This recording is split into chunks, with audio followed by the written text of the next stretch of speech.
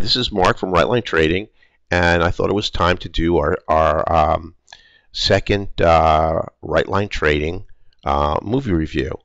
The movie we're going to review tonight is War of the Satellites. I saw War of the Satellites, which was released in 1958 and directed by Roger Corman in the Boulevard Theater, a couple of blocks from the beach. And I saw it for 25 cents. I used to go Saturday mornings to the movies every weekend.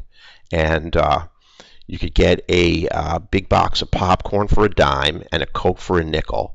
And so for 40 cents, you were set for the morning. And they used to show the cheesiest movies in the world. And I never watched any of them. I used to run up and down the aisle and throw popcorn at people. And I used a payphone. And I can't even remember who I called. But in any event, I came across the movie 50 years later, and I watched it. And the thing is, it scared the living daylights out of me when I watched it, when I saw it, when I was a really young kid.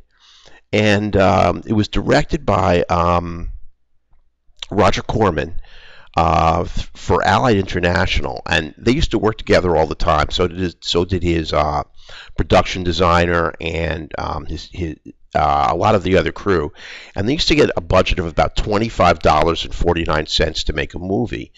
And Roger Corman, I think, was really a genius in his time. He directed Not of This Earth, and a third really famous movie that I cannot remember, and along with Enemies from Space, which was directed by Val Guest and starred Brian Donlevy. These few movies just really struck fear into me, and Enemies from Space was dubbed the scariest movie ever to come out of England in history.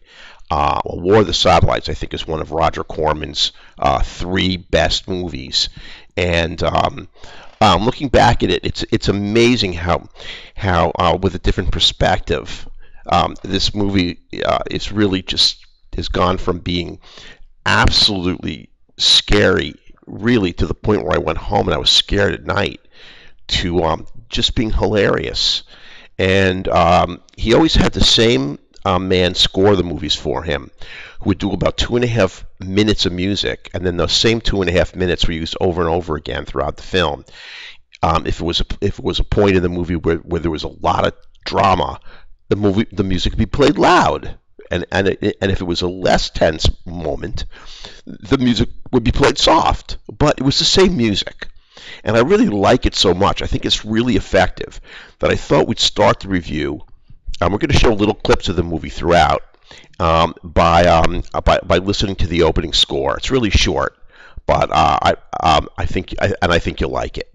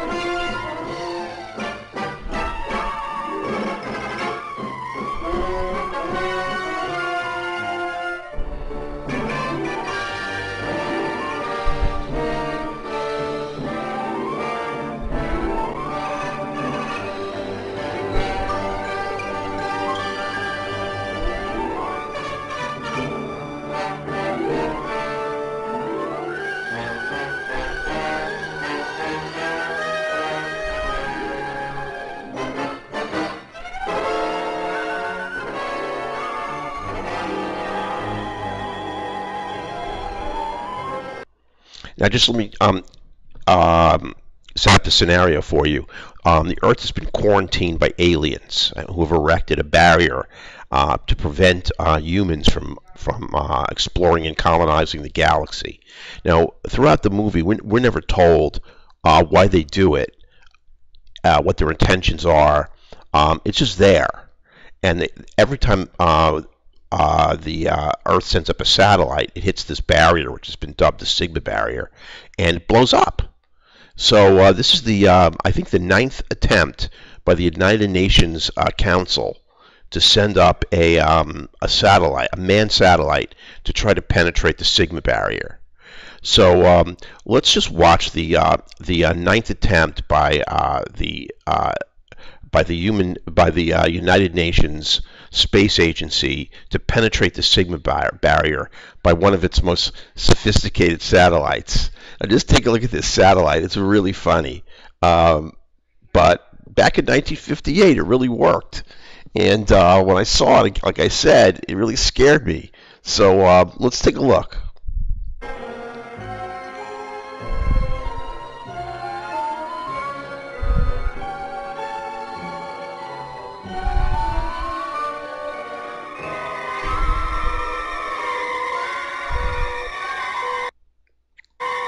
Now there it is. Now when I pause it, it's a little bit blurred, but you can see the wires coming down the top of from the top of the satellite through the bottom of the satellite. And when I showed this to my son, he said that it looked like a little plastic ball with Legos coming out of it. And I swear I think that Roger Corman invented Legos back in 1958 when he created this film, or whoever did the special effects, because they're pretty amazing. Now let's jump to the control center for the United Nations Control Center. We notice in the left on the list on the left side is the female interest, and she's the only one who collects data on this space launch, and she does it with a clipboard and a slide rule. And there are about 5 people in the room. None of the instrumentation works. All the dials are just laying there flat. A couple of these look like, they all look like cardboard boxes with little screens punched in them. And supposedly they're running this satellite from this control center. Now the satellite's about to hit the Sigma barrier and try to penetrate it. What is your opinion? I correlate observed data, Mr. Arcot. I make no predictions. Well, I make a prediction. All those men in that satellite will die, as have all the others. And when they do, your project comes to an end, Doctor. Satellite is approaching the critical area. Tension. Sigma barrier. There it is, the barrier. It's forming again. Get through it. Get through it. Get to the first target. Get to the first target. 4 ticks. 4 ticks. Get to the 5th tick. There's the Lego.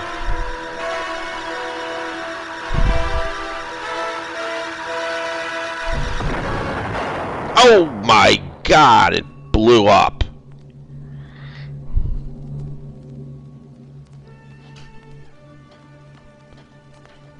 Incredible depression. I am truly sorry, Dr. Van Ponder. Now, the star of the movie is named Dr. Van Ponder. Now, where they came up with that name, I have absolutely no idea. But he is the head of Project Sigma, and the aliens, being cunning little creatures, kill him and replace him with an alien, and they burn him to a crisp. So in this scene, he's driving in his car, and the death ray comes out of the sky and burns Dr. Van Ponder to a cinder.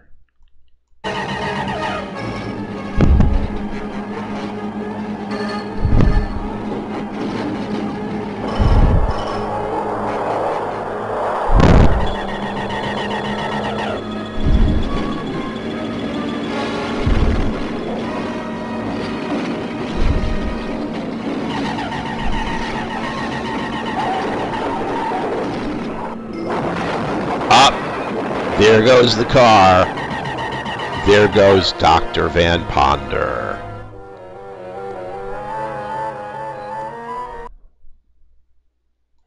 Now, obviously, Dr. Van Ponder isn't human anymore, and he's now coming in to check on some solenoids or whatever. And we can watch this really awesome scene where his hand gets crispified by an oxyacetylene torch. It scared the heck out of me back when I was a kid. But looking at it now, it's really, really quite humorous.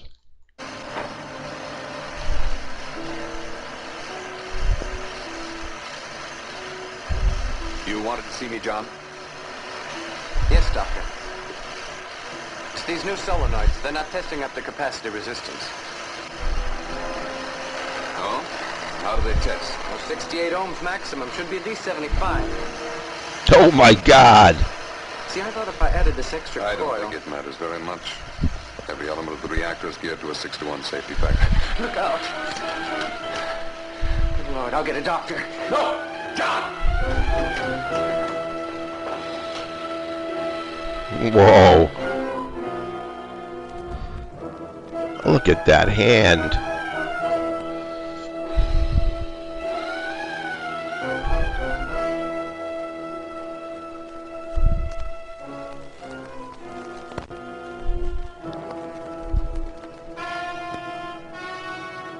What's he gonna do? Wait a minute.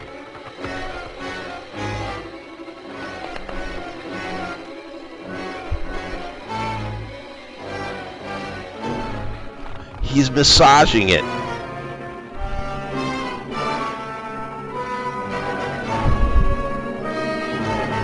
Clearly, you can see he's wearing a rubber glove.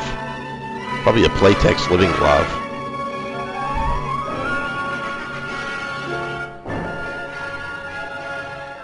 The hand is back to normal.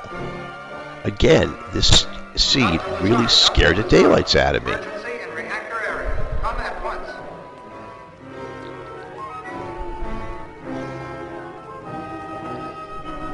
Now, the aliens are supposed to be really cunning, and they want to keep this alien, who's been substituted for Dr. Van Ponder, we want to keep that under wraps. But the problem is that Dr. Van Ponder keeps duplicating himself throughout the entire movie, creating additional copies of himself, but for some reason he's never seen in two places at the same time.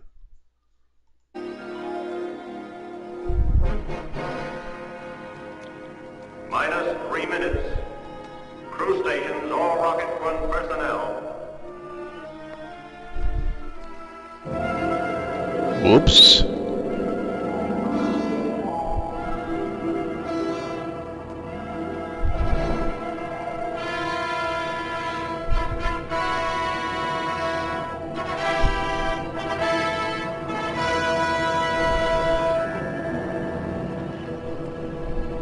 Minus 2 minutes. All unauthorized personnel, clear launching area. 8, Now they're about to blast off. 6, You'll notice that they're laying in some chaise lounges. 4, 3, I didn't get a round trip ticket. 2, 1, fire. Whoops.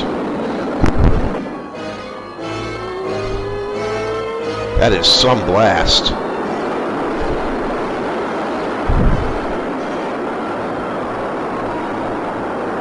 Wow. Rocket 2, minus 10 minutes. They're going to fire 3 rockets at the same time.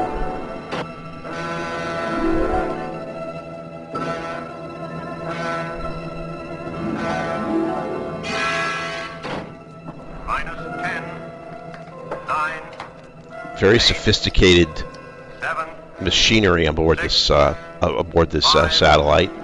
4, 3, 2, 1. There goes rocket number 2.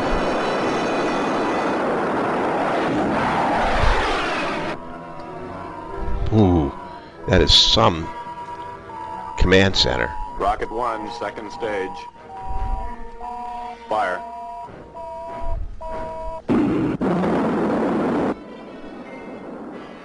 They all look pretty comfortable. Rocket 2, second stage. Fire. They all look pretty comfortable to me.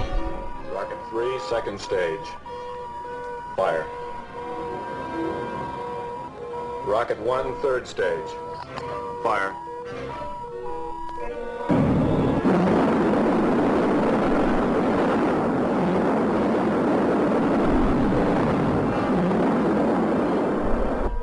Rocket 1 approaching rendezvous point. Now, this is the best scene in the movie for special effects. Watch how Rocket 2 converging. watch how the satellite. Rocket 3 converging. Fire.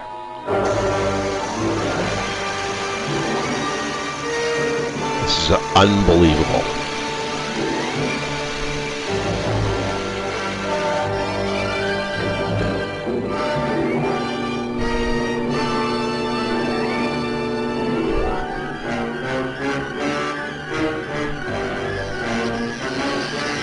Holy God. The Lego is complete.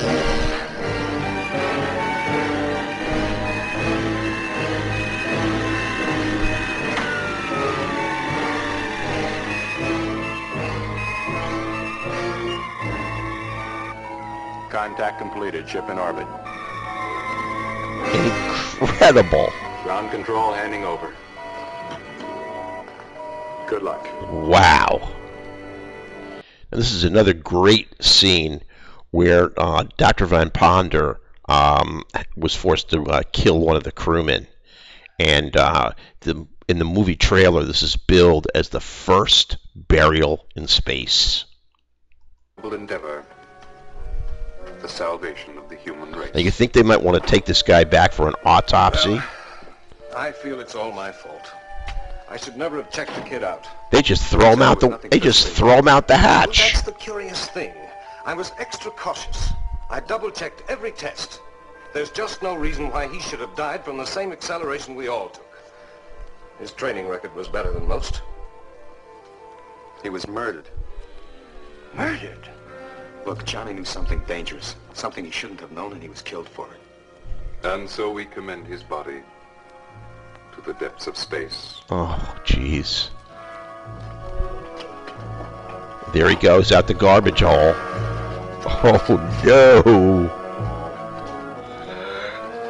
Oh, he tried to trade crude oil after hours.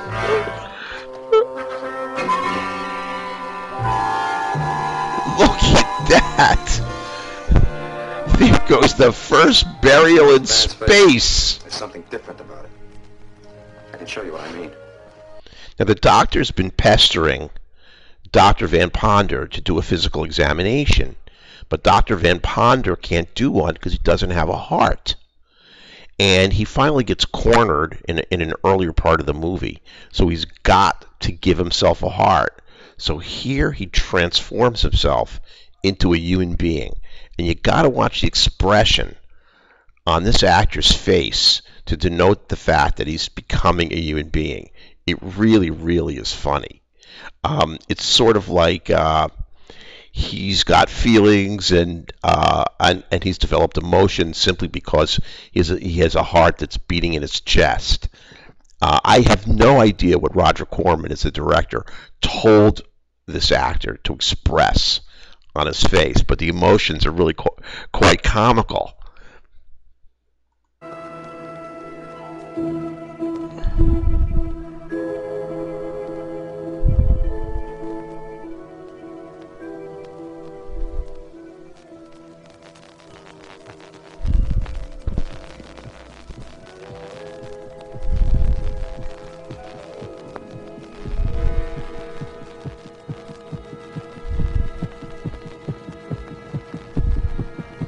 It looks like the guy's got a severe case of constipation.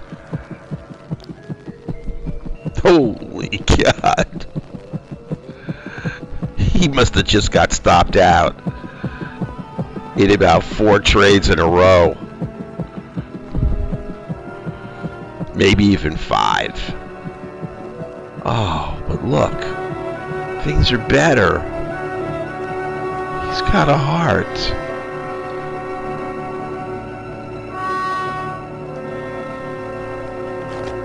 Ah, that was easy. And the first thing he does that he's become human is he hits on the only girl in the movie. He's in love with her.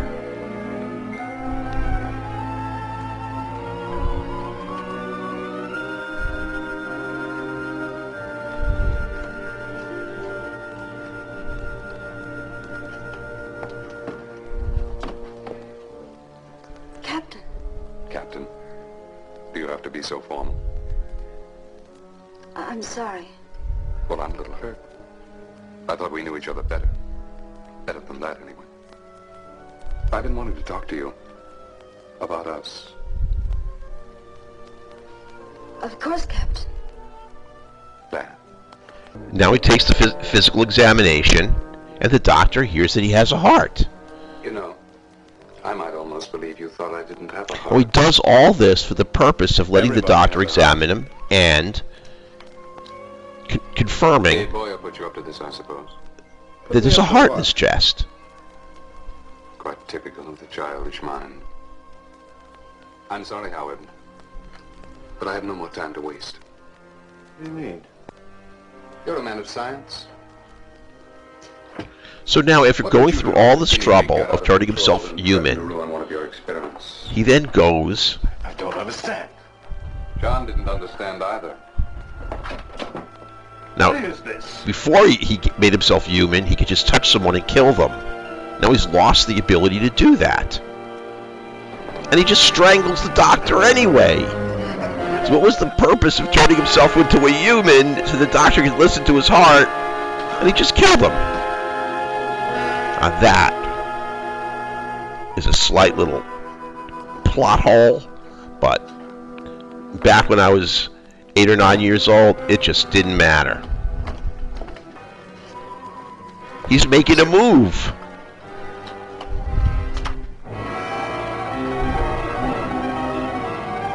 And look at that satellite. It's got 3 corridors, and they walk up and down the same corridors over and over again. I had no choice. I couldn't permit him to endanger the ship. Please listen to me. Yes? I'm human now, Sybil. I need you. I love you. The prisoner has escaped. Don't you see, Alert all hands. The satellite is in Sector H9, and in Sector H12 is the barrier. They're heading. Reverse that order, you'll destroy the They've ship. caught up with him. Don't be a fool. You can't hurt me with that. He forgot that he turned himself human.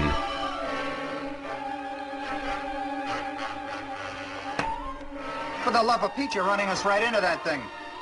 You got a better idea? Up. You can be stopped. They put the brake on the satellite.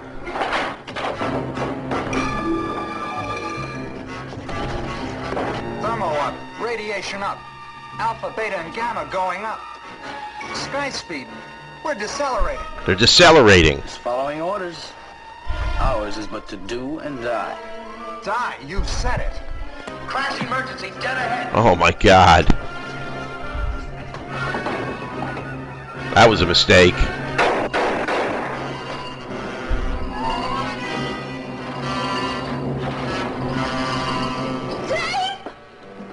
Now all of his duplicates are bit the bullet too.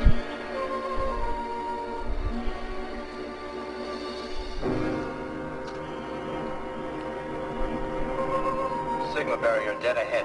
Crash emergency. Now they're heading into the Sigma barrier. 4, 3, 2, Back into the lounges. 1.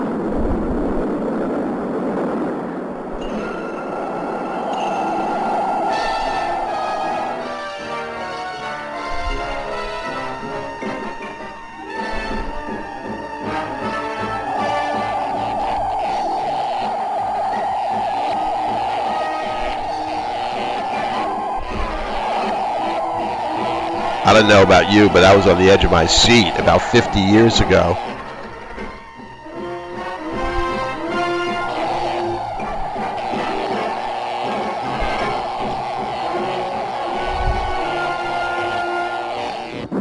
Oh, it blew up! They've been destroyed. I'm not so sure, Hodgkiss. We can still hear the solar blast. Look! They did it!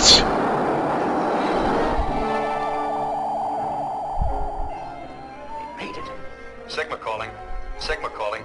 UN satellite control. Do you read me? Do you read me? UNSC calling Sigma. We read you, Sigma. We read you. We are passing through Andromeda at the speed of light. We've made it. The whole universe is our new frontier. Man, the speed of light.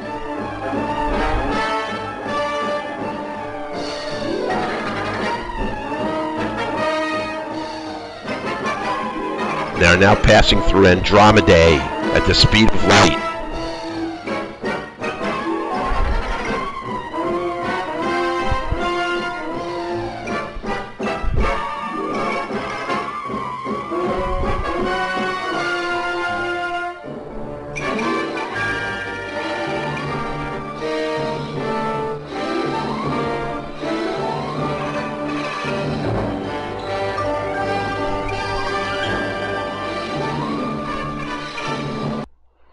Now, really, just in closing, I have to say that I rate this movie 5 stars. First of all, it really did have a film noir to it, a real feel, even though the sets were cheesy and really crappy, cardboard and plastic, nothing moved, nothing flashed. It really held me in my seat, and I guess I'm giving you the feelings I had when I was a kid, and that's who this movie is made for. And remember, this wasn't a CGI generation. This is a generation of watching Legos fly through the air on wires and strings. And I really felt a sense of dread and evil from Dr. Van Ponder. He kept duplicating himself. His hand was roasted in an acetylene torch, and then he squeezed it and massaged it, and in homoerotic fashion, turned it back into a normal hand. And he went around touching people and killing them throughout the movie and duplicating himself throughout the movie. And I didn't so much notice the fact that the set was made out of cardboard and plastic, and they kept running down the same corridor, and there were gigantic plot holes. And I mean, what keeps the aliens from coming back and re-erecting the barrier or attacking Earth? I mean, we don't know, and it doesn't make any difference. The 10th expedition made it through the barrier, and that $500 million wasn't spent in vain. And when I went home that night, I was really scared. The dialogue was cheesy. The whole thing was really just kind of a cornball movie. But back in its day, it really was really quite a movie. I Googled it, and I looked at some of the very, very old reviews, and I couldn't find a single movie review on War of the Satellites. So basically, I'm giving it a 5 stars, a 5-star right line review.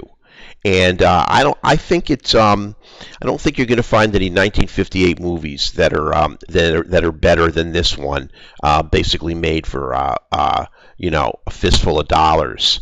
And this movie probably made $2,000 or $3,000 at the box office. It was a smash hit.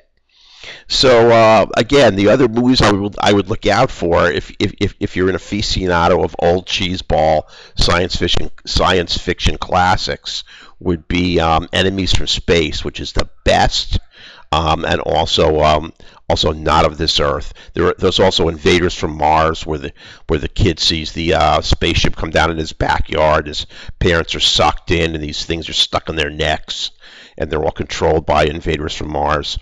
But this movie stands with the best of them, and I would put this movie up against Star Wars and Star Trek any day. So this is Mark from Right Line Trading signing off, hoping you're having a great night. And listen, this may come to a drive-in movie theater near you anytime in the future. So take care, good luck, and let's get those 3 and out on Monday. Take care.